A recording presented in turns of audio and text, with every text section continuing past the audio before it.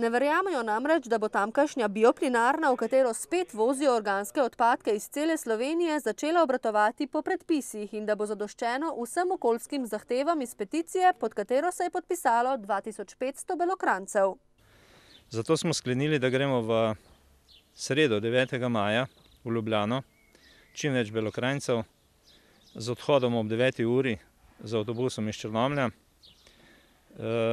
da ministru za kmetijstvo in okolje, gospodu Francu Bogoviču, izročimo peticijo in podpise.